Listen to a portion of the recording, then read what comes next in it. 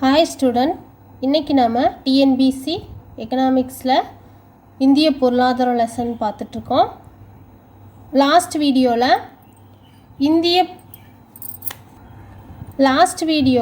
இந்திய மக்கள் தொகையின் போக்குகள் பற்றி லாஸ்ட்டாக பார்த்தோம், ஃபுல்லாக பார்த்துட்டோம். நெக்ஸ்ட்டு இயற்கை வளங்கள். இந்த வீடியோவில் இயற்கை வளங்கள்லேருந்து பார்க்கலாம். இந்திய பொருளாதாரம் லெசனு இயற்கை வளங்கள் பார்க்கலாம். அதற்கு முன்னாடி 80% ஸ்டூடெண்ட் நீங்கள் சப்ஸ்கிரைப் பண்ணாமலே வியூவர்ஸ் பார்த்துட்ருக்கீங்க. ப்ளீஸ் சப்ஸ்கிரைப் பண்ணிவிட்டு பாருங்கள், அப்போ தான் அடுத்தடுத்த வீடியோ உங்களுக்கு வந்துட்ருக்கோம். வாங்க பார்க்கலாம். இயற்கை வளங்கள். ஒரு நாட்டில் இயற்கையிலிருந்து பெறப்படும் வளங்கள் இயற்கை வளங்கள்னு சொல்கிறோம். காடு, நீர், கனிம வளங்கள் மற்றும் ஆற்றல் சக்திகள் ஆகியன முக்கிய இயற்கை வளங்களாக இருக்குது. அதிக இயற்கை வளங்களை கொண்டுள்ள இந்தியா பெருவாரியான ஏழை மக்களை கொண்டுள்ளது. ஆனால் நம்ம நாட்டில் இயற்கை வளங்கள் அதிகமாக இருந்தாலும் ஏழை மக்களும் அதிகமாக தான் இருக்காங்கன்னு சொல்கிறாங்க. இயற்கை நமக்கு பல்வேறு காலநிலை, பாசனத்திற்கான பல்வேறு ஆறுகள், மின்சக்தி, அதிக கனிம வளங்கள், காடுகள் மற்றும் பல்வேறு மண் வளங்களை அளிக்கிறது. நெக்ஸ்ட் இந்த பாக்ஸில் இயற்கை வளங்களின் வகைகள். 1 புதுப்பிக்கக்கூடிய வளங்கள், மற்றொன்று புதுப்பிக்க இயலாத வளங்கள். புதுப்பிக்கக்கூடிய வளங்கள் என்னென்னா நீண்ட காலங்களில் நிலைத்து இருக்கக்கூடிய மீண்டும் உருவாகக்கூடிய வளங்கள் தான் புதுப்பிக்கக்கூடிய வளங்கள். எடுத்துக்காட்டு காடுகள், வனவிலங்குகள், காற்று, கடல் வளங்கள், நீர்மின் சக்தி, உயிரின தொகுதி, காற்றாலை மின் உற்பத்தி போன்றவை தான் புதுப்பிக்கக்கூடிய வளங்கள். புதுப்பிக்க இயலாத வளங்கள் மீண்டும் உருவாக்கப்பட முடியாத, நிலைத்திருக்க முடியாதவைகள் தான் புதுப்பிக்க இயலாத வளங்கள். அதுக்கு எடுத்துக்காட்டு படிம எரிபொருள்கள், நிலக்கரி, பெட்ரோலியம், கனிமங்கள் போன்றவை தான் புதுப்பிக்க இயலாத வளங்களுக்கு எடுத்துக்காட்டாகும். நெக்ஸ்ட்டு 7.4 ஃபஸ்ட்டு மண்வளம். மண்வளத்தில் இந்தியா 32.8 லட்சம் சதுர கிலோமீட்டர் நிலப்பரப்புடன் உலகில் 7வது இடத்தை பெற்றுள்ளது. இது உலக நிலப்பரப்பில் 2.42% ஆகும். இந்தியா நிலப்பரப்பளவில் உண்மையில் பெரிய நாடு என்றபோதும் மிகப்பெரிய மக்கள் தொகை அளவினால் நிலப்பரப்பு மனிதன் விகிதம் சாதகமானதாக இல்லை. வேளாண் புள்ளி விவர அறிக்கையின்படி அதிக விவசாய பரப்பில் விவசாயம் செய்பவர்கள் 10 ஹெக்டேர் மற்றும் அதற்கு மேலும், குறைவான எண்ணிக்கையிலுள்ள மிக குறைவான நிலம் வைத்திருப்பவர்கள் 1 ஹெக்டேர் அதற்கும் குறைவு, அதிகமான எண்ணிக்கையிலும் இருக்கின்றனர். இது நிலம் துண்டாக்கப்படுதலை காட்டுகிறது. அடுத்தது வனவளம். 7.4 வனவளம் பார்க்குறோம்.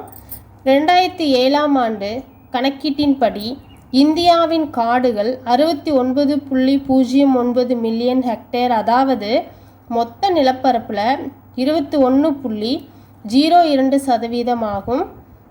காடுகளின் கணக்கீடு இதில் 8.35 மில்லியன் ஹெக்டேர் அடர்ந்த காடுகள், 31.90 மில்லியன் ஹெக்டேர் காடுகள் ஓரளவு அடர்ந்த காடுகள் மற்றும் 28.84 மில்லியன் ஹெக்டேர் காடுகள் பரந்தவெளி காடுகளாய் உள்ளன. நெக்ஸ்ட்டு முக்கியமான கனிம வளங்கள். ஃபஸ்ட்டு அதில் இரும்புத்தாது. இரும்புத்தாது இந்தியாவில் உயர்தரமான இரும்புத்தாது அபரிமிதமாய் காணப்படுகிறது.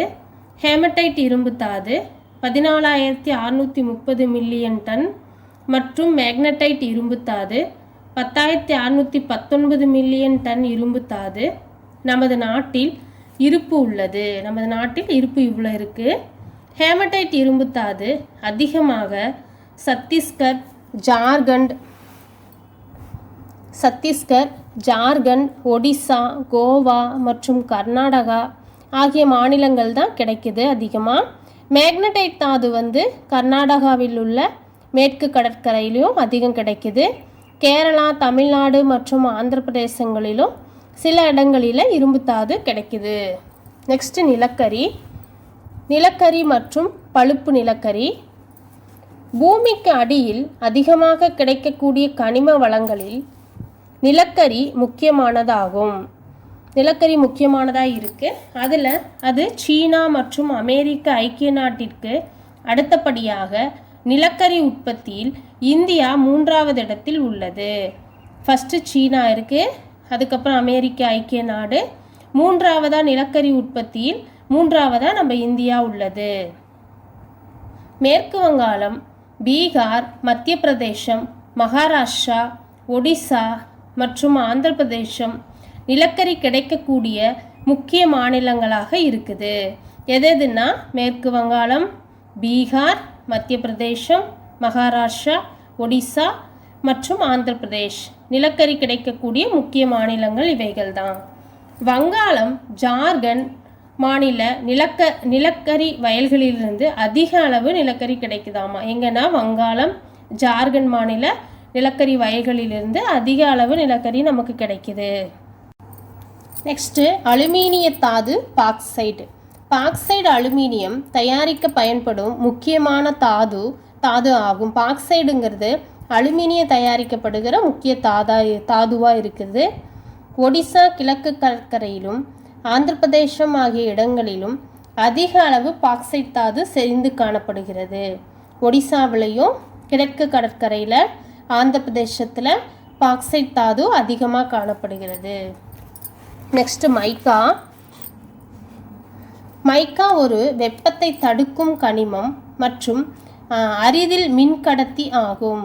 மைக்கா ஒரு வெப்பத்தை தடுக்கும் கனிமமாகவும் அரிதில் மின்கடத்தியாகவும் இருக்குது. இந்தியா உலக வியாபாரத்தில் 60% பங்குடன் மைக்கா தாள் உற்பத்தியில் முதல் இடத்தை பிடித்துள்ளது. மெக்மடைட் எனப்படும் மைக்கா வகை ஆந்திர பிரதேசம், ஜார்க்கண்ட், பீகார் மற்றும் ராஜஸ்தானில் கிடைக்குது. இது மின் உபகரணங்களில் மின் தடுப்பானாக பயன்படுகிறது. மைக்கா எதுக்காக முக்கியமாக பயன்படுதுன்னா மின் உபகரணங்களில் மின் தடுப்பானாக பயன்படுத்தப்படுகிறது. நெக்ஸ்ட்டு சுத்திகரிக்கப்படாத எண்ணெய். இந்தியாவில் அஸ்ஸாம் மற்றும் குஜராத்தின் பல இடங்களில் சுத்திகரிக்கப்படாத எண்ணெய் எடுக்கப்படுது. டிக்பாய், பாடர்பூர், நாகர்காட்டிகா, காசிம்பூர், பல்லியரியா, ருத்ராப்பூர், சிவசாகர், மார்ன், அஸ்ஸாமின் அநேக இடங்கள், காம்பே வளைகுடா, அங்காளேஸ்வரர் மற்றும் காலோல் குஜராத்தின் அநேக இடங்கள் ஆகியவை முக்கியமான எண்ணெய் வளங்கள் உள்ள இடங்களாகும். நெக்ஸ்ட் தங்கம். இந்தியா குறைந்த அளவே தங்க வளம் இருப்பு பெற்று விளங்குகிறது. 3 முக்கிய தங்க சுரங்க பகுதிகள் தான் இந்தியாவில் இருக்குது. அது எங்கெல்லாம்னா கோலார் மாவட்டத்தில் கோலார் தங்கவயல் சுரங்கத்திலும், ரெய்ச்சூர் மாவட்டத்தில் உள்ள ஹட்டி தங்கவயல் சுரங்கத்திலும், 2ம் கர்நாடகாவில் தான் இருக்குது. கோலாறு தங்கவயலும் ரெய்ச்சூர் மாவட்டத்தில் உள்ள ஹட்டி தங்கவயலும் கர்நாடகத்தில் தான் இருக்குது. மற்றும் ஆந்திரா மாநிலம் அனந்தபூர் மாவட்டத்தில் உள்ள ராம்கிரி தங்கவயல் சுரங்கத்திலும் ஓரளவு தங்கம் நமக்கு கிடைக்குது. நெக்ஸ்ட் வைரம். UNECE United national economic commission for Europe அறிக்கையின்படி நாடு முழுவதிலும் 4582,000 கேரட் வைரங்கள் கிடைக்கின்றன. அதில் அதிகமாக மத்திய பிரதேசத்தின் பன்னாவிலும், ஆந்திர பிரதேசத்தில் கர்னூல் மாவட்டம் ராமல்லா கோட்டா போன்ற இடங்களிலும், கிருஷ்ணா நதியின் படுக்கையிலும் கிடைக்கிறது. புதிதாக ராய்ப்பூர், இம்பெர்லி சுரங்கம், ராஜ்பூர் மற்றும் சத்தீஸ்கரிலுள்ள பாஸ்டர் மாவட்டத்திலும் கண்டுபிடிக்கப்பட்டுள்ளது. ஒடிசாவின் நியூபடா மற்றும் பார்க்கர் மாவட்டம், ஆந்திராவின் நாராயணாபேட், மத்தூர், கிருஷ்ணா பகுதி, கர்நாடகாவின் குல்பர்கா மாவட்டத்தில் ரெய்ச்சூர் ஆகியவை வைரம் கிடைக்கக்கூடிய மற்ற இடங்களாக இருக்கிறது. நெக்ஸ்ட் கட்டமைப்பு வசதிகள். கட்டமைப்பு மேம்பாடு என்பது பல்வேறு வளர்ச்சிக்கு உதவும் வகையிலான கட்டமைப்புகளாக இருக்குது. இது 2 வகைகளாக இருக்குது. ஒன்று பொருளாதார கட்டமைப்பு, 2வது சமூக கட்டமைப்பு. பொருளாதார கட்டமைப்பில் உள்ளடங்கியவை போக்குவரத்து, தொலைத்தொடர்பு, ஆற்றல் வளங்கள், நீர்ப்பாசனம், பணம் மற்றும் நிதி நிறுவனங்கள் முதலியவையெல்லாம் இதில் அடங்கும். சமூக கட்டமைப்பில் என்னென்னா கல்வி, பயிற்சி மற்றும் ஆராய்ச்சி, சுகாதாரம், வீட்டு வசதி மற்றும் பொது வசதிகள் ஆகியன சமூக கட்டமைப்பில் அடங்குது.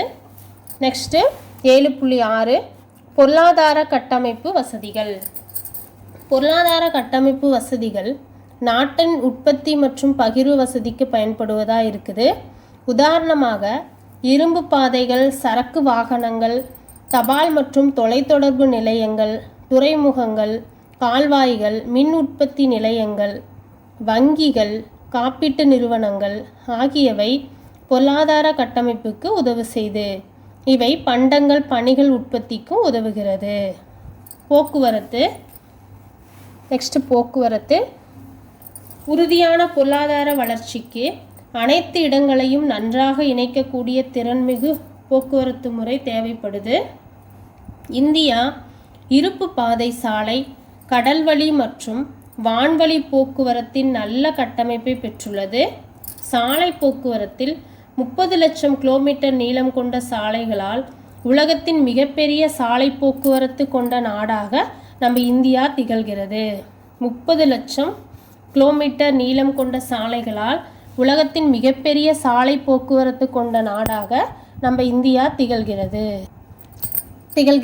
ஆசியாவில் மிகப்பெரிய இரும்பு பாதை வழிகளிலும் உலகின் 4வது பெரிய போக்குவரத்து அமைப்பாகவும் விளங்குகிறது. ஆசியாவிலேயே மிகப்பெரிய இரும்பு பாதை வழிகளிலும் உலகில் 4வது பெரிய போக்குவரத்து அமைப்பாகவும் நம்ம இந்தியா விளங்குகிறது. இந்தியாவின் இருப்பு பாதை நீளம் 63,000 கிலோமீட்டர். இதில் 13,000 கிலோமீட்டர் மின்மயமாக்கப்பட்டுள்ளது.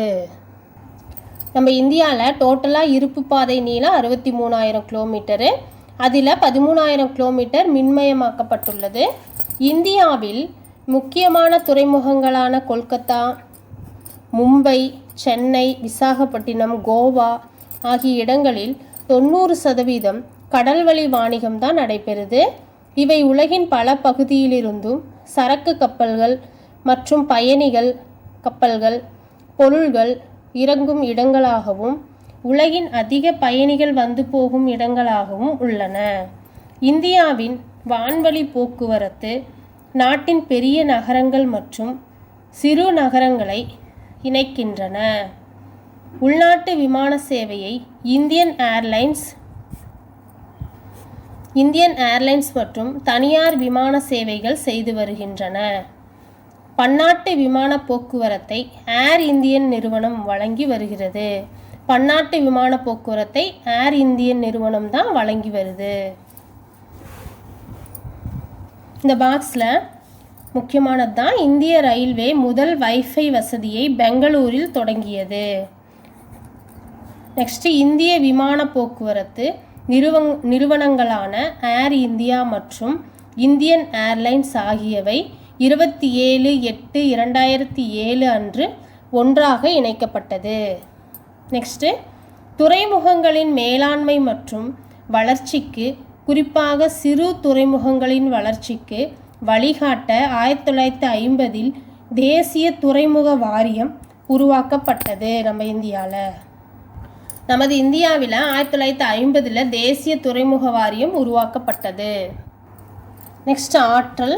நம் வாழ்க்கைக்கு தேவையான அங்கங்களில் ஒன்று மின் ஆற்றலாகும். இன்றைய நவீன தொழில்நுட்ப காலத்தில் மின்சாரம் இன்றி நம்மால் வாழ்வது சிரமம்தான். மின் உற்பத்திக்கு பயன்படுத்த கிடைக்கக்கூடிய மூல வளங்கள் அடிப்படையில் அவை 2 வகைகளாக பிரிக்கிறாங்க. அது ஃபஸ்ட்டு புதுப்பிக்க இயலாத மின்னாற்றல் மூல வளங்கள், செகண்டு புதுப்பிக்கக்கூடிய மின்னாற்றல் மூல வளங்கள். ஃபஸ்ட்டு புதுப்பிக்க இயலாத மின்னாற்றல் மூல வளங்கள் பார்க்கலாம். இதன் பெயருக்கு ஏற்றால் போல் இத்தகைய வளங்களை நாம் மறுபடியும் பயன்படுத்த முடியாது. அவை தீர்ந்துவிட்டால் நம்ம மறுபடியும் அதை உருவாக்க முடியாது. இத்தகைய ஆற்றல் மூலங்கள் தான் தொடர்ந்து பயன்படுத்திட அவை காலப்போக்கில் தீர்ந்துவிடும். உதாரணம் நிலக்கரி, பெட்ரோலியம், இயற்கை வாயு மற்றும் பல. செகண்டு புதுப்பிக்கக்கூடிய மூல வளங்கள். இத்தகைய வளங்களை மீண்டும் மீண்டும் நம்ம பயன்படுத்திட்டு இருந்தாலும் வளங்கள் தீர்ந்து போகாது. இவை ஏராளமாகவும் முற்று பெறாதவைகளாகவும் இருக்கிறது. அவைகள் சூரிய சக்தி, காற்று சக்தி, அலைகள் சக்தி, புவி வெப்ப சக்தி, உயிரி எரிவாயு சக்தி. சில நேரங்களில் புதுப்பிக்கக்கூடிய வளங்களை வழக்கில் இல்லாத ஆற்றல் அப்படின்னும் சொல்கிறது உண்டு.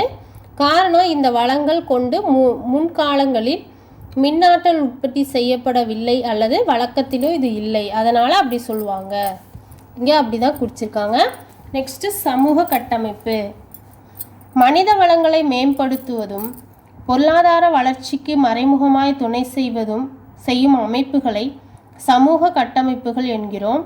இந்த அமைப்புகள் உற்பத்தி மற்றும் பகிர்வுக்கு வெளியே இருக்கின்றன. இந்த சமூக அமைப்புகளின் மேம்பாடு மனித வளங்களுடைய திறமையையும் உற்பத்தி திறமையையும் அதிகரிக்குது.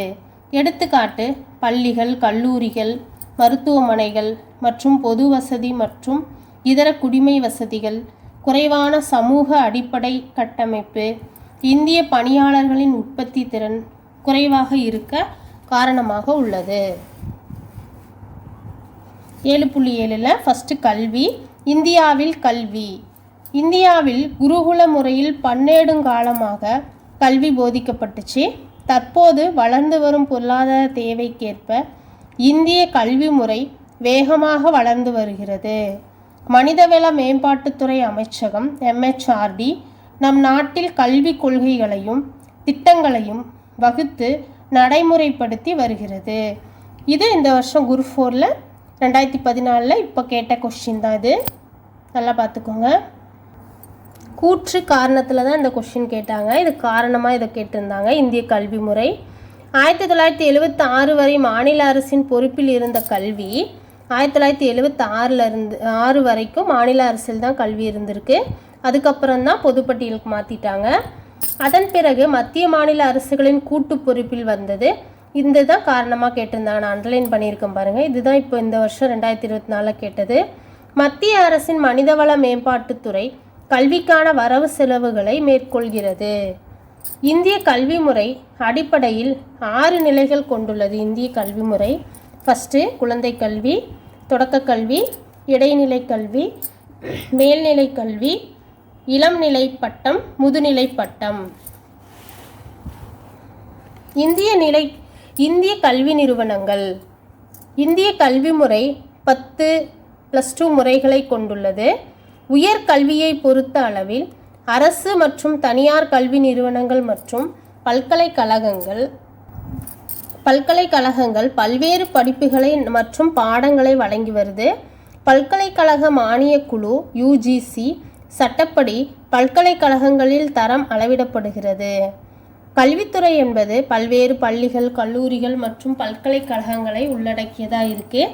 இது சமுதாயத்தின் எல்லா பிரிவு மக்களுக்கும் நடுநிலையான கல்வி அளிக்கும் அமைப்பாக இருக்குது. வரவு செலவு திட்டத்தில் 3% நிதி கல்வித்துறைக்கு ஒதுக்கப்பட்டு பெருமளவு நிதி பள்ளி கல்விக்கே செலவிடப்படுது. இருப்பினும் ஒரு மாணவர்களுக்கு ஆகும் கல்வி செலவு இன்னமும் குறைவாக தான் இருக்குது. நெக்ஸ்ட்டு உடல் நலம். இந்தியாவில் உடல் நலம் மாநில அரசின் பொறுப்பில் தான் வருது.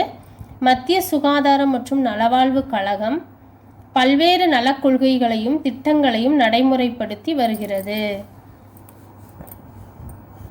மத்திய சுகாதாரம் மற்றும் நலவாழ்வு கழகம் தான் பல்வேறு நலக்கொள்கைகளையும் திட்டங்களையும் நடைமுறைப்படுத்தி வருது.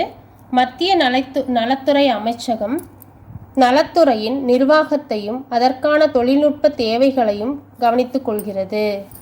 இந்தியாவில் உடல்நலம் பேணுதல் பல முறைகளில் நடக்குது. அது ஆயுர்வேதம், சித்தா, யுனானி, மூலிகை மருத்துவம், ஹோமியோபதி, ஆங்கில மருத்துவம், யோகா போன்ற பல முறைகள் இங்குண்டு. இங்கே இருக்குது. ஒவ்வொன்றிலும் தனித்தனி சிகிச்சை முறைகள் மற்றும் சிறப்பு குணங்கள் உள்ளன. இந்தியாவில் மருத்துவ சிகிச்சை மேற்கொள்ள ஒவ்வொன்றிலும் தனித்தனி சிகிச்சை முறைகள் மற்றும் சிறப்பு குணங்கள் இருக்குது. இந்தியாவில் மருத்துவ சிகிச்சை மேற்கொள்ள நடுவர் நலத்துறை அமைச்சகத்திடமிருந்து முறையான அனுமதி நம்ம பெற வேணும். அனைத்து மருத்துவ நடைமுறைகளும் ஒரே அமைச்சகத்தின் கீழ் ஆயுஷ் தற்போது உள்ளது. அனைத்து மருத்துவ நடைமுறைகளும் ஒரே அமைச்சகத்தின் கீழ் தான் இப்போ இருக்குது. அது என்னென்னா ஆயுஷ் தான்.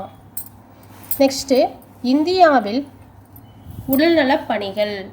இந்தியாவில் உடல்நலப் பணிகள் எப்படி இருக்குன்னா, இந்தியாவில் உடல்நலப் பணிகள் மத்திய நலத்துறை அமைச்சகத்தின் கீழ் தான் வருது. மாநிலங்களை பொறுத்தவரையில் கேரளா மற்றும் மற்ற மாநிலங்களை விட உடல்நலம் பேணுதலில் சிறப்பான இடத்தை பெற்றிருக்கிறது. மற்ற மாநிலங்களை விட கேரளா தான் உடல்நலம் பேணுதலில் சிறப்பான இடத்தை பெற்றிருக்கிறது. மற்ற முன்னேறிய நாடுகளை ஒப்பிடுகையில் இந்தியாவில் உடல்நலம் பேணுதல் திருப்திகரமாக இல்லை. இலங்கையை விட இந்தியாவில் உடல்நலம் பேணுதல் குறைவாக தான் இருக்குது. 7.8 இந்திய பொருளாதார சிந்தனையாளர்களின் பங்களிப்பு. ஃபஸ்ட்டு திருவள்ளுவர் பற்றி பார்க்கலாம். திருவள்ளுவர் இந்திய பொருளாதாரத்தை பற்றி என்ன சொல்லியிருக்காருன்னு பார்க்குறது தான் இது. திருவள்ளுவரின் பொருளாதார கருத்துக்கள் காலத்தால் அழியாத அறநூலான திருக்குறளில் காண கிடைக்குது. திருவள்ளுவரின் காலம் குறித்து பல்வேறு கருத்துக்கள் அறிஞர்கள் மத்தியில் நிலவினாலும் பொதுவாக 3ஆம் நூற்றாண்டின் சங்க காலத்தையே அவரின் காலமாக கருதலாம். 3ஆம் நூற்றாண்டின் சங்க காலத்தை தான் அவரின் காலமாக நம்ம கருதலாம். திருவள்ளுவரின் கருத்துக்கள் நடைமுறைக்கு ஏற்றவைகளாக தான் இன்றும் கருதப்படுகிறது. வள்ளுவரின் பொருளாதார கருத்துக்கள் திருக்குறளின் 2ஆம் பகுதியான பொருட்பாலில் மிகுதியாக காணப்படுகின்றன. பொருட்பால் செல்வத்தோடு தொடர்புடையது. வாழ்வின் அடிப்படைகளை அறிந்தவர் வள்ளுவர். வாழ்வின் அடிப்படைகளை அறிந்தவர் வள்ளுவர். அவர் மழையை வாழ்வின் பெரும் ஆதாரமாக கருதினார். மழைதான் உணவு தருகிறது, மழைதான் பொருளாதார வாழ்வில் அடிப்படையை உருவாக்குவதாகவும் அவர் நம்பினார் திருவள்ளுவர். வாழ்வின் அடிப்படை பொருளாதார தேவையான வேளாண்மை மழையை சார்ந்திருக்கிறது, அழிவையும் தரும், அழிவிலிருந்து மீண்டும் தலைக்கோங்கவும் செய்யும்னு அவர் நம்பினார். நெக்ஸ்ட்டு உற்பத்தி காரணிகள். உற்பத்தி காரணிகளான நிலம், உழைப்பு, முதல், அமைப்பு, காலம், தொழில்நுட்பம் ஆகியவை குறித்து பல கருத்துக்கள் வள்ளுவர் எளிமையாக சொல்லியிருக்கிறார். அவைகள் என்னென்னா, பெருமவற்றுள் யாமறிவது இல்லை, அறிவறிந்த மக்கட்பேறு அல்ல பிற என்கிறார் திருவள்ளுவர். குறள் 61வது குறள். நெக்ஸ்ட்டு வேளாண்மை. வள்ளுவர் வேளாண்மையை அடிப்படை பொருளாக நடவடிக்கை என்கிறார். அடிப்படை பொருளாதார நடவடிக்கைன்னு சொல்லி வள்ளுவர் வேளாண்மையை தான் சொல்கிறாரு. உலகத்தின் அச்சாணியாக வேளாண்மை இருக்குதுன்னு சொல்கிறாரு. பொருளாதார ரீதியாக பிற துறைகளின் செழுமை வேளாண்மை துறையின் செழுமையை சார்ந்தது. உலகத் தொழில் புரிபவன் மட்டுமே தலையாய மனிதன் சொல்கிறாரு. உழவு தொழில் புரிகிறவர் தான் தலையாய மனிதன் சொல்லி வள்ளுவர் சொல்கிறாரு. அதுக்கு ஆதாரமாக ஒரு குறள் இருக்குது. உழுதுண்டு வாழ்வாரே வாழ்வார், மற்றெல்லாம் தொழுதுண்டு பின் செல்பவர். குறள் எண் 1032, அதிகாரம் உழவு. உழவு தொழிலே மற்ற தொழில்களை விட உயர்ந்ததாக வள்ளுவர் கருதுகிறார். நெக்ஸ்ட்டு பொதுநிதி. திருவள்ளுவர் பொதுநிதி பற்றி பொது வருவாய், பொது செலவு, நிதி நிர்வாகம் ஆகிய தலைப்புகளில் விரிவாக எழுதியிருக்கிறாரு. ஃபஸ்ட்டு வருவாய் உருவாக்குதல், செகண்டு வருவாயை சேகரித்தல், தேர்டு வருவாய் நிர்வாகம், பொது செலவு பற்றியெல்லாம் குறிப்பிடுகிறார். பொது செலவு. வள்ளுவர் சமநிதிநிலை அறிக்கையை பரிந்துரை செய்கிறார். வள்ளுவர் சமநில நிதி அறிக்கையை தான் பரிந்துரை செய்கிறாரு. ஒரு நாடு அதன் செலவுகளை கட்டுக்குள் வைத்திருக்கும் பட்சத்தில் அதன் வருமானம் குறைவாக இருந்தாலும் பாதகமில்லை என்கிறார். நிதிநிலை கொள்கை வகுக்கும் போது செய்ய வேண்டியதாக அவர் சொல்லுவது, எப்போதும் உபரி நிதிநிலை இருக்கட்டும், சில நேரங்களில் சமநிதி நிலை இருக்கலாம், ஆனால் ஒருபோதும் பற்றாக்குறை நிதிநிலை மட்டும் கூடாது. பொது செலவை கீழ்காணும் 3 இனங்களுக்கு செலவிடுமாறு வலியுறுத்தினார் வள்ளுவர். ஃபஸ்ட்டு பாதுகாப்புக்காக, செகண்டு பொதுப்பணிகள், தேர்டு சமூக பணிகள். நெக்ஸ்ட்டு வெளிநாட்டு உதவி. வள்ளுவர் அதை பற்றி என்ன சொல்கிறாருன்னா, வெளிநாட்டு உதவி பெறுதல் ஆதரிக்கவில்லை வள்ளுவர். குறள் 739 வெளி உதவி கோரும் நாடுகள் நாடுகளே அல்ல என்கிறார். குறள் 739 வெளிநாட்டு உதவிகளை கோரும் நாடுகள் நாடுகளே அல்லன்னு சொல்கிறாரு. வேறு வகையில் சொல்வதானால் அவர் தன்னிறைவு பெற்ற பொருளாதாரத்தை தான் வலியுறுத்தினார். நெக்ஸ்ட்டு வறுமை மற்றும் பிச்சை எடுத்தல்னா இறத்தல். பசி கொடுமையிலிருந்து பெரும் விடுதலையே ஒவ்வொரு மனிதனும் பெறக்கூடிய அடிப்படை சுதந்திரம் என்று அனைத்து குடிமகனும் இதனை அனுபவிக்க வேண்டும் என்று வள்ளுவர் கருதினார். வறுமையே அனைத்து தீமைக்கும் வேறாயிருந்து எக்காலத்தும் தீராத துன்பத்தை தருவதாக கருதினார் வள்ளுவர். ஆனால் இந்தியாவில் வறுமை கோட்டிற்கு கீழ் வாழ்பவர்கள் எண்ணிக்கையில் பிச்சை எடுப்பவர்கள், வசிப்பிடமின்றி சாலையோரம் வசிப்பவர்கள் மற்றும் குப்பை எடுக்கிறவங்க தான் அதிகமாக இருக்காங்க. நெக்ஸ்ட்டு செல்வம் வாழ்வதற்கான வழியே அன்றி அதுவே இலக்கல்ல என்று வள்ளுவர் கருதுகிறாரு. செல்வம் சிறந்த மதிப்பு தகுந்த வழிகளையே ஈட்டப்பட வேண்டும் என்கிறார். செல்வத்தை பதுங்கி வைப்பது பயனற்று போகும் என்கிறார் வள்ளுவர். அவரை பொறுத்த வரையில் தொழில்தான் உண்மையான செல்வம்னு நினைக்கிறார் வள்ளுவர். மேலும் உழைப்பு தான் மிக பெரும் வளம்னு அவர் கருதுகிறாரு. நெக்ஸ்ட்டு நலம்பேணும் அரசு. திருவள்ளுவர் நலம்பேணும் அரசு எது என்பதை குறித்து விளக்கியுள்ளார். ஒரு நலம்பேணும் அரசில் வறுமை, எழுத்தறிவின்மை மற்றும் நோய்கள் போன்றவை இருக்காது அப்படின்னு சொல்கிறாரு. நலம்பேணும் அரசின் முக்கிய கூறுகளாக என்னென்ன சொல்கிறாருன்னா, நோய் நொடியற்ற ஆரோக்கியமான மக்கள், பெரும் செல்வம், நல்ல விளைச்சல், வளம் மற்றும் மகிழ்ச்சி, மக்களுக்கு முழு பாதுகாப்பு. இதெல்லாம் வள்ளுவர் சொல்கிற சிந்தனைகள், வள்ளுவருடைய சிந்தனைகள் தான் பார்த்துட்ருக்கோம். நெக்ஸ்ட்டு மகாத்மா காந்தியடிகள். மகாத்மா காந்தியடிகள் பொருளாதாரம் நன்னெறியை அடிப்படையாக கொண்டிருந்துச்சு. 1921 காந்தி ஒரு தேசத்தின் அல்லது ஒரு தனியாரின் தார்மீக ஒழுக்க நெறிகளை காயப்படுத்தினால் அந்த பொருளாதார நடவடிக்கை இழுக்கானது அப்படின்னு சொல்லியிருக்காரு. மேலும் அது பாவமானது என எழுதுகிறார். தர்மீக மதிப்புகளை புறந்தள்ளும் பொருளாதாரம் உண்மையற்றது என அதே நம்பிக்கையை காந்தியடிகள் மீண்டும் 1924 கூறுகின்றார். நெக்ஸ்ட் காந்திய பொருளாதார சிந்தனைகளின் சிறப்பியல்புகள். ஃபஸ்ட்டு கிராம குடியரசு. காந்தியடிகள் கிராமங்களில் தான் இந்தியா வாழ்வதாக கருதினார். தன்னிறைவு பெற்ற கிராமமாக முன்னேறுவதை அவர் விரும்பினார். அதிக அளவில் இயந்திரங்களை பயன்படுத்துதல், நகர்மயமாதல் மற்றும் தொழில்மயமாதல் ஆகியவற்றை எதிர்த்தார். செகண்டு, இயந்திரங்கள். காந்தியடிகள் இயந்திரங்களை மிகப்பெரிய பாவம் என்று வர்ணித்தார். காந்தியடிகள் இயந்திரங்களை தான் மிகப்பெரிய பாவம்னு சொல்லி வர்ணிச்சிருக்காரு. காந்தியடிகள் இயந்திரங்களின் தீமைகள் குறித்து விளக்க புத்தகங்கள் எழுதப்பட வேண்டும். அதன் தீமைகள் மக்களுக்கு உணர்த்தப்பட வேண்டும். இயந்திரங்கள் வரமல்ல, மாறாக நமக்கு சாபம் என்று நாம் உணர வேண்டும். இயந்திரத்தின் தீமைகளை நாம் பார்க்க வேண்டும். அவை நம் இணக்கமான வாழ்வை முடிவுக்கு கொண்டு வந்துவிடும் என்கிறார். நெக்ஸ்ட், தொழில்மயம். தொழில்மயம் மனித இனத்தின் பெரும் சாபக்கேடு என்று காந்தி கருதினார். நாட்டின் திறன் முழுவதையும் சுரண்டுவதை தொழில்மயம் சார்ந்துள்ளது என கருதினார். ஃபோர்த்து, உற்பத்தி பரவலாக்கல்.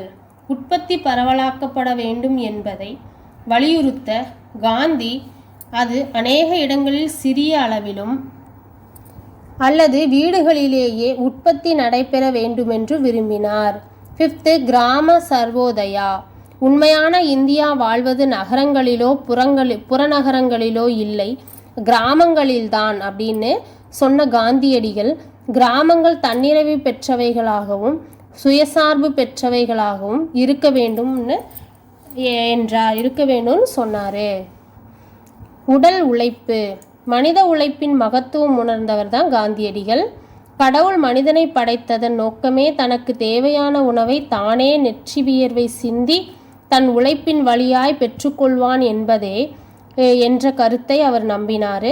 மனித உழைப்பு என்பதே உடல் உழைப்பு தான் என்று காந்தி உறுதிப்பட கூறினார். அறக்கட்டளை கோட்பாடு, தற்போதைய முதலாளித்துவ முறையை மாற்றி சமத்துவ சமூகத்தை உருவாக்குவதே அறக்கட்டளை கோட்பாடு எனப்படும். இதில் முதலாளித்துவத்திற்கு பங்கில்லை. இருப்பினும் இந்தியா சூதாட்ட முதலாளித்துவம் மற்றும் குறைகூறும் முதலாளித்துவம் சார்ந்த அனுபவங்களை பெற்றுள்ளது. உணவு பிரச்சனை, உணவுப் பொருட்களின் மீதான எல்லாவித கட்டுப்பாடுகளையும் காந்தி எதிர்த்தார். அத்தகைய கட்டுப்பாடுகள் செயற்கை பற்றாக்குறையை உருவாக்கும் என்றார். இந்தியா ஒரு சமயத்தில் உணவு தானியத்திற்காக கையேந்தும் நிலையில் இருந்தது.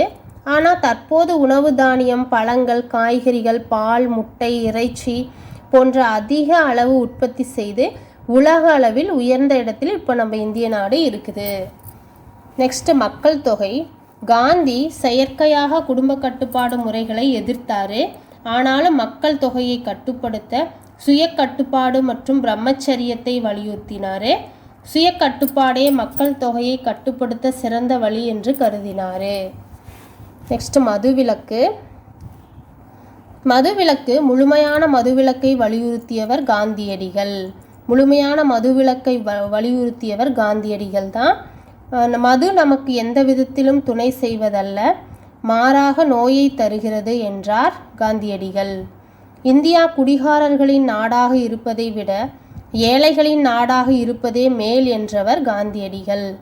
ஆனால் பல மாநிலங்களில் வருவாய் மது விற்பனையை சார்ந்துதான் இப்பயும் இருக்கு. ஜவஹர்லால் நேரு, நவீன இந்தியாவை கட்டமைத்த முதன்மை சிற்பிகளில் ஒருவர் ஜவஹர்லால் நேரு ஆவார். சுதந்திர இந்தியாவில் முதல் பிரதமர் அமைச்சரான பதவியேற்ற நாள் முதல் 1964 இறக்கும் வரை அவர் பிரதமராக பதவி வகித்தார். அவர் மிகப்பெரிய தேசபக்தர், சிந்தனையாளர், அரசியல்வாதி. அவருடைய பொருளாதார கருத்துக்கள் அவர் ஆற்றிய எண்ணற்ற உரைகளிலிருந்தும் அவர் எழுதிய புஸ்தகத்திலிருந்து நமக்கு கிடைக்குது. ஜனநாயகம் மற்றும் மதச்சார்பின்மை. ஜனநாயகத்தை உறுதியாக நம்பியவர் ஜவஹர்லால் நேரு. அவர் பேச்சுரிமை, குடிமக்கள் உரிமை, வாக்குரிமை, சட்டத்தின் வழி ஆட்சி மற்றும் பாராளுமன்ற ஜனநாயகம் ஆகியவற்றை நம்பியவர். மதச்சார்பின்மை இந்தியாவிற்கு நேரு தந்த மிகப்பெரிய பங்களிப்பு.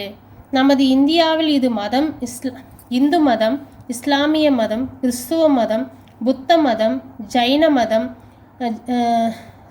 ஜொராஸ்ட்ர மதம், சீக்கிய மதம் போன்ற இன்னும் பிற மதங்களும் இருக்கின்றன. ஆனாலும் மத பெரும்பான்மையால் எந்த ஒரு அச்சுறுத்தலும் இல்லை. மதச்சார்பின்மை என்பது எல்லா மதங்களுக்கும் சமமான மரியாதை அளித்தல் ஆகும். நெக்ஸ்ட் திட்டமிடுதல். திட்டமிடுதலை நம் நாட்டில் அறிமுகப்படுத்திய பெருமை ஜவஹர்லால் நேருவையே சேரும். திட்டமிடுதலை நம் நாட்டில் அறிமுகப்படுத்திய பெருமை ஜவஹர்லால் நேருவையே சாரும். ஒரு நாட்டின் முன்னேற்றத்திற்கான ஒருங்கிணைந்த அணுகுமுறை திட்டம் அவசியம் என்று அவர் கருதினார். 1956 ஆண்டு மே மாதம் 2வது ஐந்தாண்டு திட்டத்தின் கருப்பொருள் மீதான விவாதத்தை பாராளுமன்றத்தில் துவக்கி வைத்து பேசினார். திட்டமிடுதலின் சாரம் என்பது மனித சக்தி வளங்கள், பணம் இவற்றை சிறந்த வழிகளில் பயன்படுத்துவதை குறிக்கும் என்று ஜவஹர்லால் நேரு சொன்னார். திட்டமிடுதல் என்பது தொழில் மயமாதலோடு தொடர்புடையது. இதன் மூலம் ஒரு நாடு தன்னைத்தானே வளர்ச்சி அடைய செய்து தற்சார்பினை அடைகிறது. எனவே நேரு திட்டமிட்ட வளர்ச்சி பெற இந்த யுக்தியை முன்னெடுக்கிறார். அறிவியல் ஆராய்ச்சி, தொழில்நுட்பம் மற்றும் தொழில் வளர்ச்சி ஆகியவற்றில் நேருவின் பங்களிப்பு மறக்க முடியாது. அவர் பிரதமராக பணியாற்றிய காலத்தில்தான் பல IIT, இந்திய தொழில்நுட்ப கழகங்கள் மற்றும் ஆராய்ச்சி நிறுவனங்கள் தொடங்கப்பட்டன. ஜவஹர்லால் நேரு பிரதமராக பணியாற்றின காலத்தில் தான் இந்திய தொழில்நுட்ப கழகங்கள் மற்றும் ஆராய்ச்சி நிறுவனங்கள் நிறைய தொடங்கப்பட்டிருக்கு. அவர் எப்போதும் அறிவியல் மனப்பான்மையை வலியுறுத்தினார். நெக்ஸ்ட்டு ஜனநாயக சமதர்மம். சமதர்மம் என்பது இந்தியாவிற்கு நேருவின் மிகப்பெரிய பங்களிப்பு ஆகும். அவர் தம் இந்தியாவை சமதர்ம சமூகமாக கட்டமைக்க விரும்பினார். ஆனால் நேருவின் சமதர்மம் என்பது ஜனநாயக சமதர்மம் ஆகும். ஸ்டூடெண்ட், இன்னைக்கு நம்ம நேரு பற்றி, திருவள்ளுவரை பற்றி, இந்திய பொருளாதாரத்தை பற்றி அவங்களுடைய சிந்தனைகளை எல்லாம் நம்ம இன்னைக்கு பார்த்தோம். நெக்ஸ்ட் வீடியோவில் பிஆர் அம்பேத்கர்லேருந்து பார்க்கலாம். இந்த வீடியோ உங்களுக்கு பிடிச்சிருந்தா மறக்காமல் சப்ஸ்கிரைப் பண்ணுங்கள். பக்கத்தில் இருக்க பெல் ஐக்கானை கிளிக் பண்ணிக்கோங்க. உங்கள் விருப்பங்களை மறக்காமல் கமெண்ட் பாக்ஸில் தெரிவிங்க. நல்லா படிச்சுக்கோங்க. அடுத்த வீடியோவில் பிஆர் அம்பேத்கரை அதிலிருந்து பார்க்கலாம். நன்றி, வணக்கம்.